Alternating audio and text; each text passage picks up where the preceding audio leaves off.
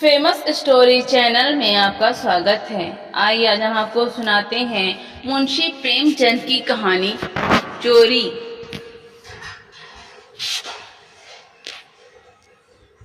हाय बचपन, तेरी याद नहीं भूलती। वो कच्चा टूटा घर, वो पुआल का बिछौना, वो नंगे बदन नंगे पांव खेतों में घूमना, आम के पेड़ों पर चढ़ना, सारी बातें आंखों के सामने फिर रही हैं।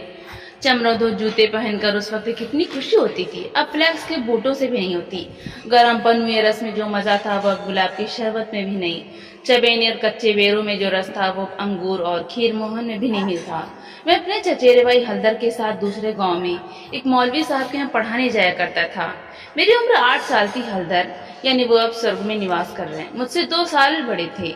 हम दोनों प्रातःकाल बासी रोटियां खा दोपहर के लिए मटर और जौ का चबेना लेकर चल देते थे।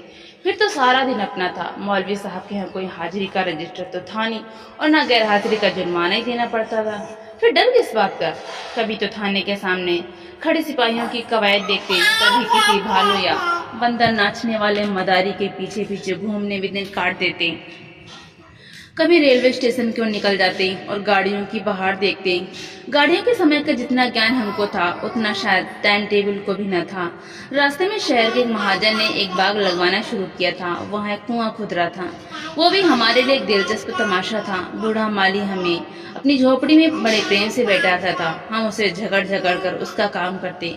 कहीं बाल्टी लिए पौधों को सींच रहे हैं, कहीं खुरपी से क्यारियां गोड़ रहे हैं, कहीं कैंची से बेलों की पत्तियां छांट रहे हैं। उन कामों में कितना आनंद था। माली बाल प्रकृति का पंडित था। हमसे काम लेता पर इस तरह मानो हमारे ऊपर कोई एहसान कर रहा है। जितना काम वो दिन भर में करता हम घंटे भर में निपटा देते थे। अब वो माली नहीं है लेकिन बाग हरा भरा है। उसके पास से होकर गुजरता हूँ तो जी चाहता है उन पेड़ों के गले मिलकर रहूं और कहूँ, प्यारे तुम मुझे भूल गए लेकिन मैं तुम्हें नहीं भूला। मेरे हृदय में तुम्हारी याद अभी तक हरी है, उतनी ही हरी जितनी तुम्हारे पत्ती।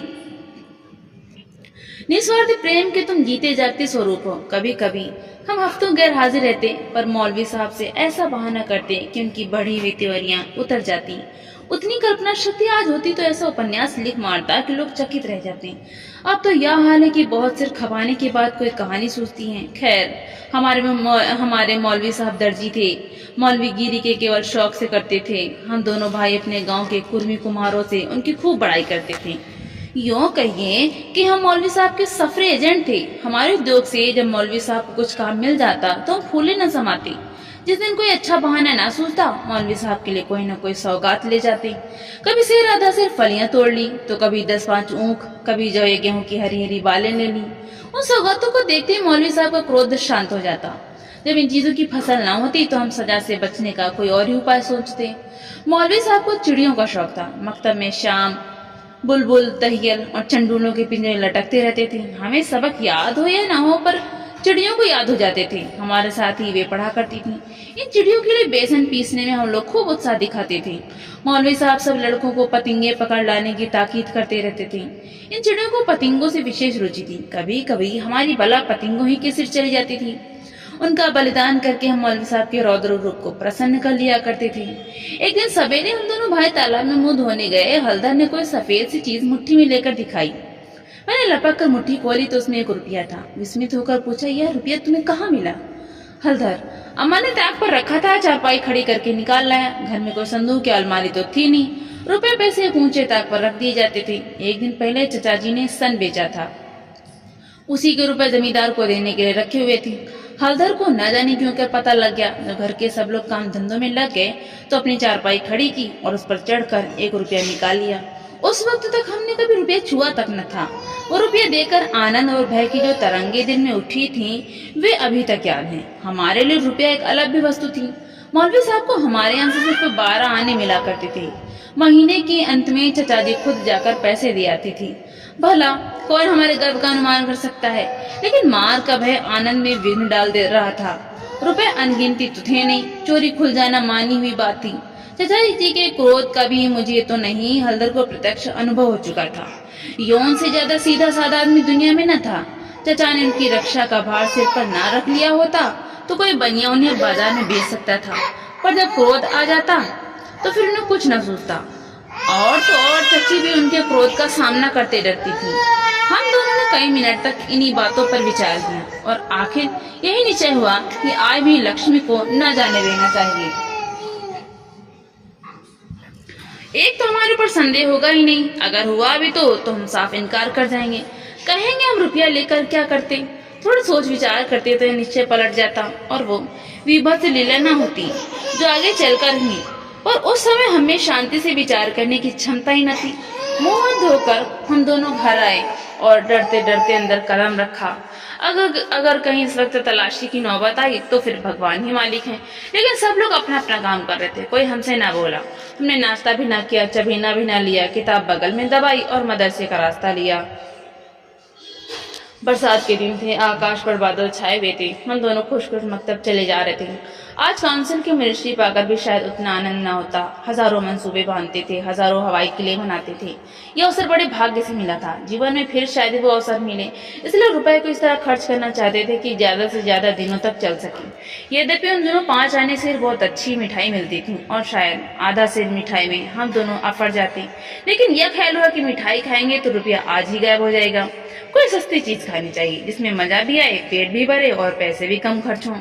आखिर अमरूदों पर हमारी नजर गई। हम दोनों राजी हो गए। 2 पैसे का अमरूद लिए। सस्ता समय था। बड़े बड़े 12 अमरूद मिले। हम दोनों के कुर्ते के दामन भर गए। जब हलदर ने खटकिन के हाथ में रुपया रखा तो उसने संदेह से देखकर पूछा, रुपया कहाँ पाया लाला, चुरा तो नहीं लाए? जवाब हमारे पास तैयार था। ज्यादा नहीं तो 2-3 किताबें पढ़ी चुके थे। विद्या का कुछ कुछ असर हो चला था। मैंने झट से कहा, मौलवी साहब की फीस देनी है, घर में पैसे ना थे तो चाचा जी ने रुपया दे दिया।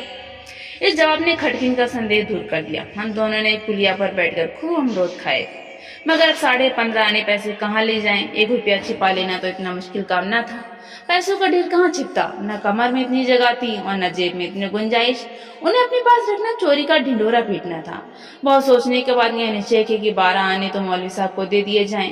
शेष 3.5 आने की मिठाई उड़े। यह फैसला करके हम लोग मकतब पहुंचे। आज कई दिन के बाद गए थे। मौलवी साहब ने बिगड़ कर पूछा, इतने दिन कहाँ रहे? मैंने कहा, मौलवी साहब घर में गमी हो गई।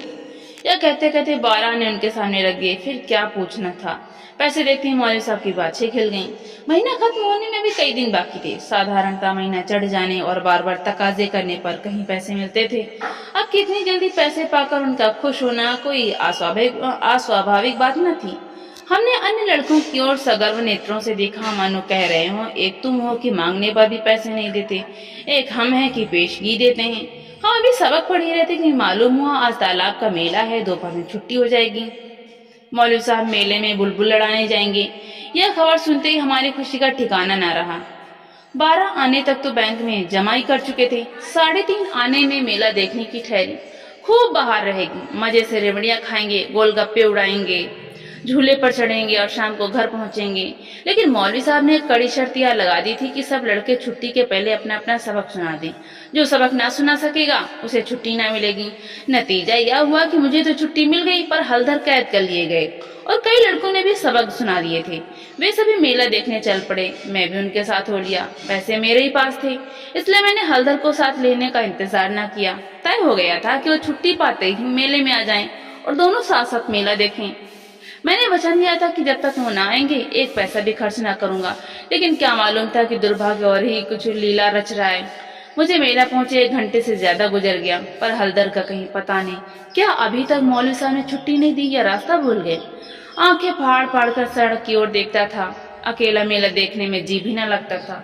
यह संशय भी हो रहा था कि कहीं चोरी खुल तो नहीं गई और चाचा जी हलदर को पकड़कर घर तो नहीं ले गए। आखिर जब शाम हो गई तो मैंने कुछ रेवड़ियां खाई और हलदर के हिस्से के पैसे जेब में रखकर धीरे धीरे चला।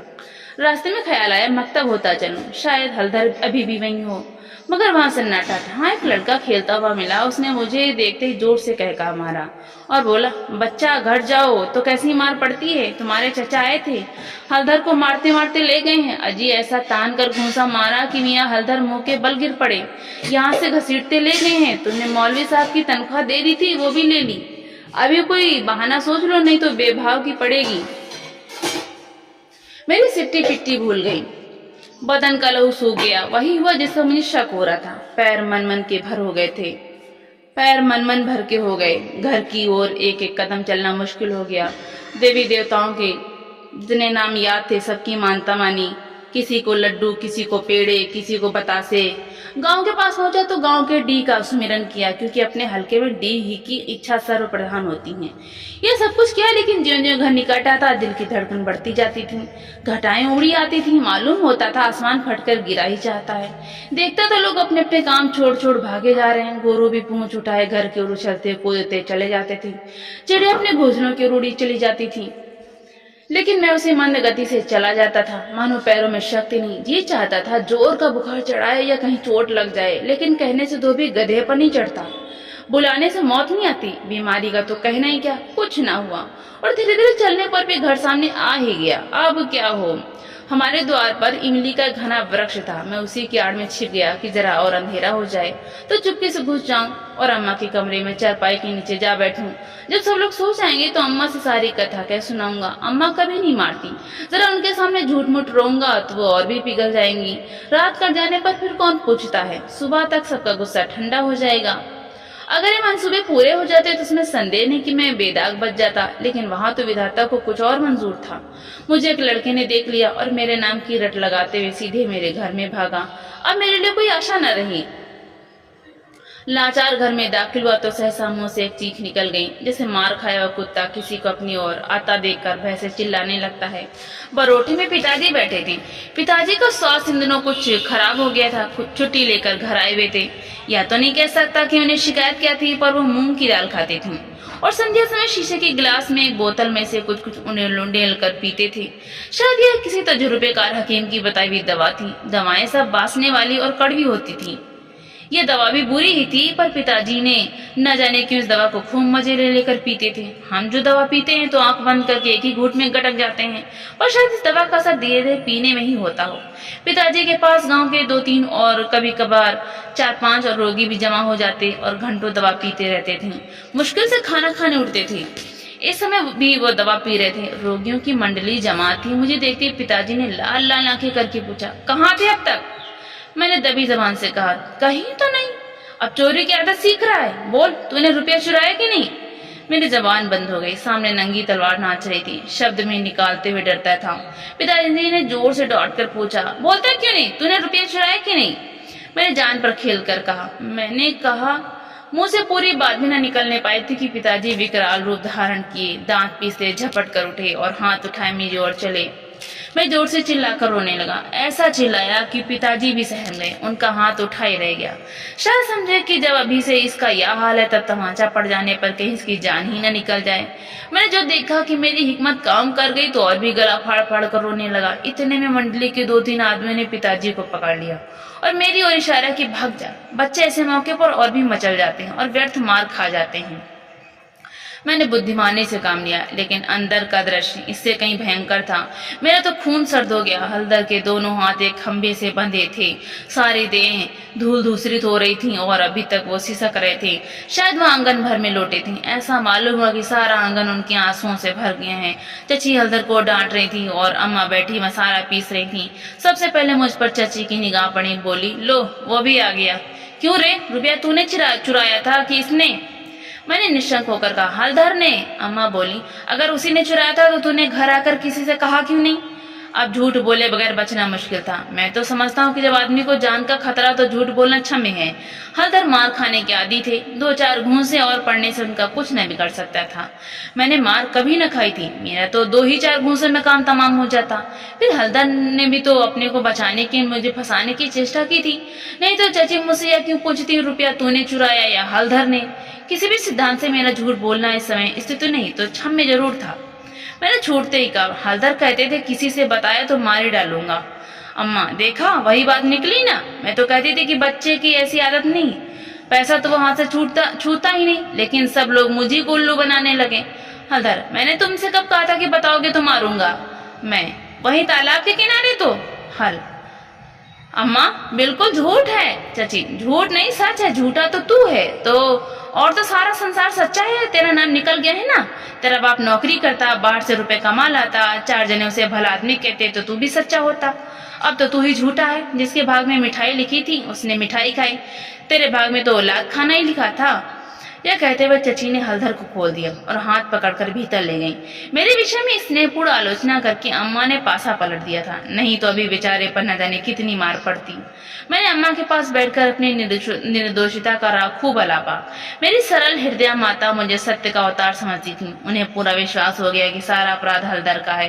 एक क्षण बाद मैं गुड़ चबेना लिए कोठरी से बाहर निकला। हलधर भी उसी वक्त चिवड़ी खाते हुए बाहर निकले। हम दोनों साथ साथ बाहर आए और अपनी अपनी बीती सुनाने लगे। मेरी कथा सुखमय थी, हलधर की दुखमय, पर अंत दोनों का एक था, गुड़ और चबेना। तो दोस्तों, आपको ये कहानी कैसी लगी, लाइक करें, ज्यादा से ज्यादा शेयर करें और कमेंट करके हमें जरूर बताएं। और इसी तरह की हिंदी